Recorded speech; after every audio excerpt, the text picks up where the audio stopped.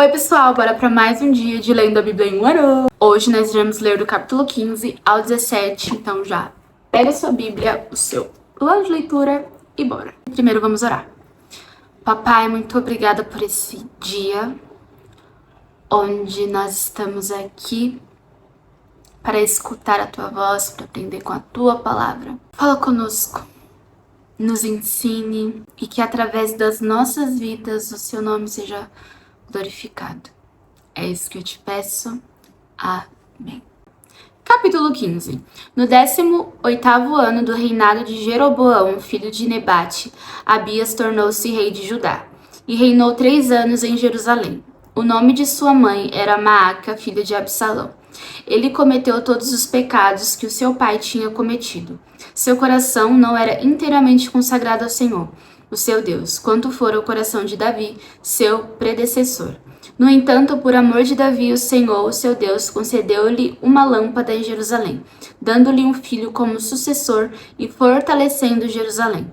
Pois Davi fizera o que o Senhor aprova, e não deixara de obedecer a nenhum dos mandamentos do Senhor durante todos os dias da sua vida, exceto no caso de Urias, o hitita. E houve guerra entre Roboão e Jeroboão durante toda a vida de Abias. Os demais acontecimentos do reinado de Abias e todas as suas realizações estão escritos nos registros históricos dos reis de Judá. Também houve guerra entre Abias e Jeroboão, e Abias descansou com seus antepassados e foi sepultado na cidade de Davi, e o seu filho Asa foi o seu sucessor.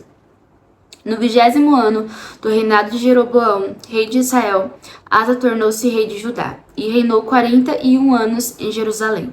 O nome da sua avó era Maaca, filha de Absalão.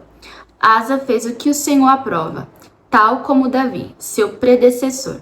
Expulsou do país os prostitutos cultuais e se desfez de todos os ídolos que seu pai havia feito.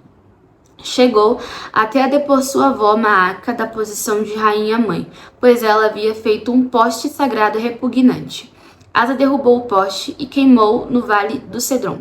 Embora os altares idólatras não tenham sido eliminados, o coração de Asa foi totalmente dedicado ao Senhor durante toda a sua vida. Ele trouxe para o templo do Senhor a prata, o ouro e os utensílios que ele e seu pai haviam consagrado. Houve guerra entre Asa e Baasa, rei de Israel, durante todo o reinado deles. Baasa, rei de Israel, invadiu Judá e fortificou Ramá, para que ninguém pudesse entrar nem sair do território de Asa, rei de Judá. Então Asa juntou a prata e o ouro que haviam sobrado do tesouro do templo do Senhor e do seu próprio palácio. Confiou tudo isso a alguns dos seus oficiais e os enviou a Ben-Hadad, filho de Tabrion e neto de Ezion, rei da Síria, que governava em Damasco, com uma mensagem que dizia: façamos um tratado como fizeram meu pai e o teu. Estou te enviando como presente prata e ouro. Agora, rompe o tratado que tens com Baasa, rei de Israel, para que ele saia do meu país. Ben-Hadad aceitou a proposta do rei Asa e ordenou aos comandantes das suas forças que atacassem a cidade de Israel. Ele conquistou Ijon, Dan, Abel, Bet-Maaca e todo o Quinerete, além de Naphtali. Quando Baasa soube disso, abandonou a construção dos muros de Ramá e foi para Tirza. Então o rei Asa reuniu todos os homens de Judá. Ninguém foi isentado. E eles retiraram de Ramá as pedras e a madeira que Baasa estivera usando. Com esse material, Asa fortificou Geba em Benjamim e também em Mispá. Os demais acontecimentos do reinado de Asa, todas as suas realizações, todos os seus atos e todas as cidades que construiu, tudo isso está escrito nos registros históricos dos reis de Judá. Na velhice, Asa sofreu uma doença nos pés, e quando descansou com seus antepassados, foi sepultado com eles na cidade de Davi, seu predecessor, e seu filho Josafá foi o seu sucessor. Nadab, filho de Jeroboão, tornou-se rei de Israel no 2º ano do reinado de Asa, rei de Judá, e reinou 2 anos sobre Israel. Fez o que o Senhor reprova, andando nos caminhos do seu pai e no pecado que ele tinha levado Israel a cometer. Baasa, filho de Aias, da tribo de Issacar, conspirou contra ele e o matou na cidade filisteia de Gibeton, enquanto Nadab e todo o exército de Israel a sitiavam. Baasa matou Nadab no 3º ano do reinado de Asa, rei de Judá, e foi o seu sucessor. Assim que começou a reinar, matou toda a família de Jeroboão. Dos pertencentes a Jeroboão não deixou ninguém vivo, destruiu todos, de acordo com a palavra do Senhor, anunciada por seu servo, o silonita Aias.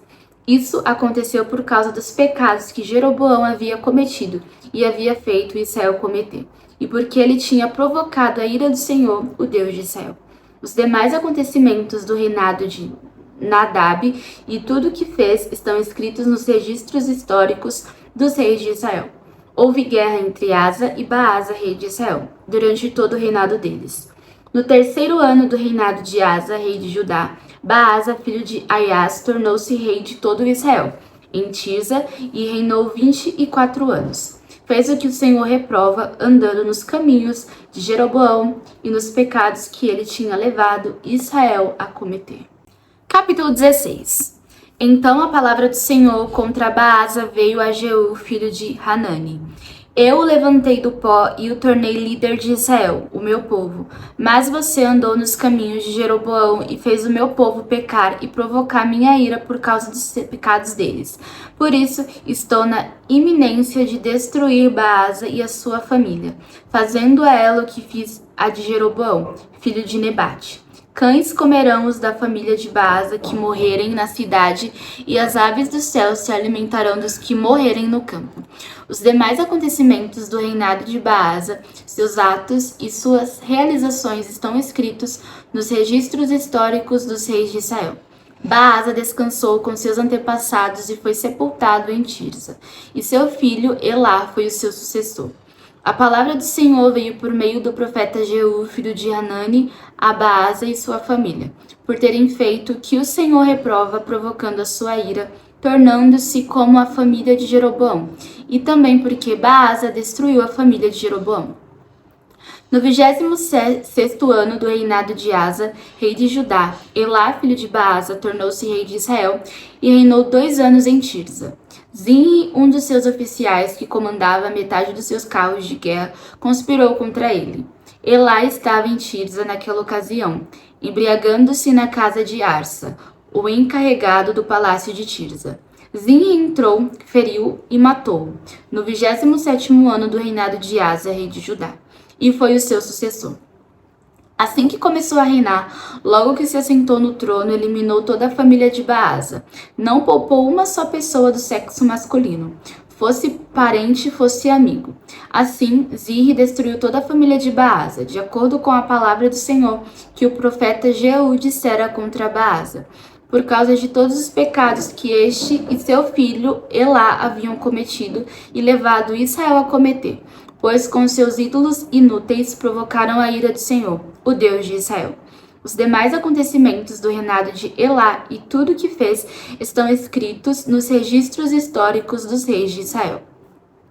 No 27º ano do reinado de Asa, rei de Judá, Zinri reinou 7 dias em Tirza. O exército estava acampado perto da cidade filisteia de Gibeton.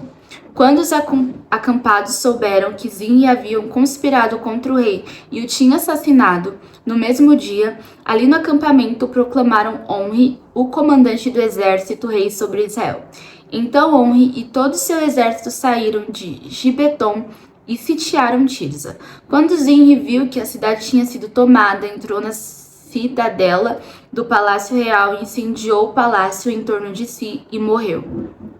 Tudo por causa dos pecados que ele havia cometido, fazendo o que o Senhor reprova e andando nos caminhos de Jeroboão, e no pecado que ele tinha cometido e levado Israel a cometer. Os demais acontecimentos do reinado de Zinri e a rebelião que liderou estão escritos nos registros históricos dos reis de Israel. Então, o povo de Israel dividiu-se em 2 facções. Metade apoiava Tibni, filho de Ginate, para fazê-lo rei, e a outra metade apoiava Onri. Mas os seguidores de Onri revelaram-se mais fortes do que os de Tibni, filho de Ginate. E aconteceu que Tibni morreu e Onri tornou-se rei.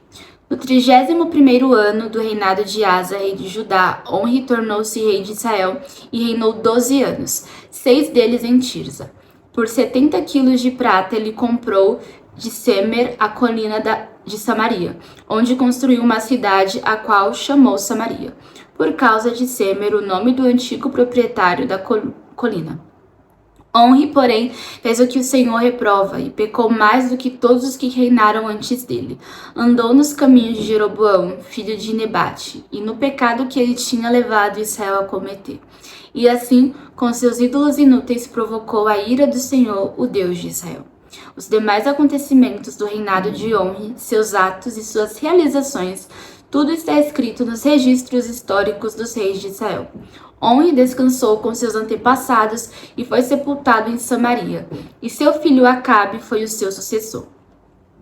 No 38º ano do reinado de Asa, rei de Judá, Acabe, filho de Onre, tornou-se rei de Israel e reinou 22 anos sobre Israel em Samaria. Acabe, filho de Onre, fez o que o Senhor reprova, mais do que qualquer outro antes dele. Ele não apenas achou que não tinha importância cometer os pecados de Jeroboão, filho de Nebate, mas também se casou com Jezabel, filha de Etbaal, rei dos Sidônios, e passou a prestar culto a Baal e a adorá-lo no templo de Baal, que ele mesmo tinha construído em Samaria. Acabe ergueu um altar para Baal. Fez também um poste sagrado. Ele provocou a ira do Senhor, o Deus de Israel, mais do que todos os reis de Israel antes dele. Durante o seu reinado, Hiel de Betel reconstruiu Jericó, lançou os alicerces à custa da vida do seu filho mais velho, Abirão, e instalou as suas portas à custa da vida do seu filho mais novo, Segube, de acordo com a palavra que o Senhor tinha falado por meio de Josué, filho de Nun. Capítulo 17. Ora, Elias de Tisbe, em Gileade, disse a Acabe: Juro pelo nome do Senhor, o Deus de Israel, a quem sirvo, que não cairá orvalho nem chuva nos anos seguintes, exceto mediante a minha palavra. Depois disso, a palavra do Senhor veio a Elias: Saia daqui, vá para o leste e esconda-se perto do riacho de Querite, a leste do Jordão. Você beberá do riacho, e dei ordens aos corvos para o alimentarem lá. E ele fez o que o Senhor lhe tinha dito. Foi para o riacho de Querite, a leste do Jordão, e ficou lá. Os corvos lhe traziam pão e carne de manhã e de tarde, e ele bebia a água do riacho. Algum tempo depois, o riacho secou-se por falta de chuva. Então a palavra do Senhor veio a Elias: Vá imediatamente para a cidade de Sarepta, de Sidom, e fique por lá. Ordenei a uma viúva daquele lugar que lhe forneça comida. E ele foi. Quando chegou à porta da cidade, encontrou uma viúva que estava colhendo gravetos. Ele a chamou e perguntou: Pode me trazer um pouco d'água numa jarra para eu beber? Enquanto ela ia buscar água, ele gritou: Por favor, traga também um pedaço de pão.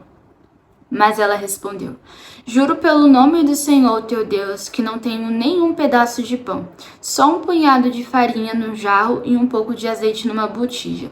Estou colhendo uns 2 gravetos para levar para casa e preparar uma refeição para mim e para o meu filho, para que a comamos e depois morramos. Elias, porém, lhe disse: Não tenha medo, vá para casa, faça o que eu disse. Mas primeiro, faça um pequeno bolo com o que você tem e traga para mim. E depois faça algo para você e para o seu filho.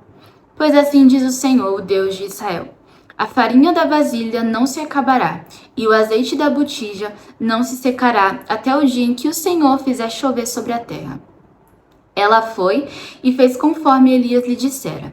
E aconteceu que a comida durou muito tempo, para Elias e para a mulher e sua família, pois a farinha na vasilha não se acabou e o azeite na botija não se secou, conforme a palavra do Senhor proferida por Elias. Algum tempo depois, o filho da mulher, dono da casa, ficou doente, foi piorando e finalmente parou de respirar. E a mulher reclamou a Elias: O que foi que eu te fiz, homem de Deus? Vieste para lembrar-me do meu pecado e matar o meu filho? Dê-me o seu filho, respondeu Elias. Ele o apanhou dos braços dela, levou para o quarto de cima, onde estava hospedado, e o pôs na cama. Então clamou ao Senhor: Ó Senhor meu Deus, trouxeste também desgraça sobre esta viúva com quem estou hospedado, fazendo morrer o seu filho? Então ele se deitou sobre o menino 3 vezes e clamou ao Senhor: Ó Senhor meu Deus, faze voltar a vida a este menino. O Senhor ouviu o clamor de Elias e a vida voltou ao menino, e ele viveu. Então Elias levou o menino para baixo, entregou-o à mãe e disse: Veja, seu filho está vivo. Então a mulher disse a Elias: Agora sei que tu és um homem de Deus e que a palavra do Senhor, vinda da tua boca, é a verdade. Agora vamos orar. Papai, muito obrigada por essa palavra e nesse momento eu quero te pedir perdão pelos nossos pecados. Nos perdoa, papai. Nos purifique, nos transforme. Que haja um arrependimento genuíno dentro de nós, um arrependimento que gere frutos de transformação.